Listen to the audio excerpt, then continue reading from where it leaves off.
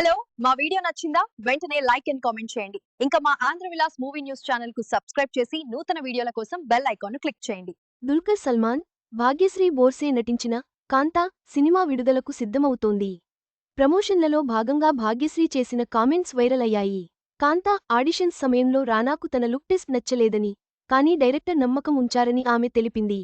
ఈ విషయంపై రానా స్పందన ఆసక్తికరంగా మారింది. దుల్కర్ సల్మాన్, భాగ్యశ్రీ బోర్సే హీరోయిన్లుగా నటించిన సినిమా 'కాంతా'. పీరియాడిక్ బ్యాక్డ్రాప్ స్టోరీతో ఈ మూవీని తెరకెక్కించారు. ఈ చిత్రంలో సముద్రఖని, రానా కీలక పాత్రలు పోషించారు. నవంబరు 14న మూవీ థియేటర్లలో సందడి చేయనుంది.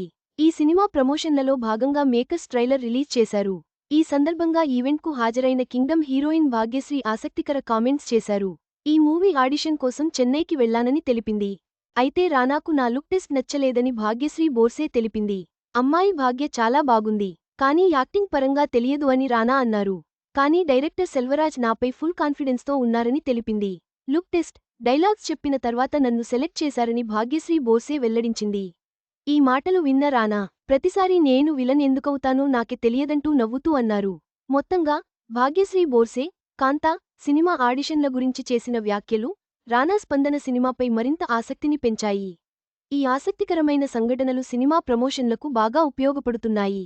నవంబర్ 14న ప్రేక్షకుల ముందుకు రానున్న 'కాంతా' ఎలాంటి విజయం సాధిస్తుందో చూడాలి. ఈ వీడియో మీకు నచ్చినట్లయితే లైక్ చేయండి. మీ స్నేహితులకు షేర్ చేయండి. మా ఆంధ్రవిలాస్ ఛానల్ను సబ్స్క్రైబ్ చేసుకోండి. పక్కనే ఉన్న గంట గుర్తుపై క్లిక్ చేయడం మర్చిపోవద్దు.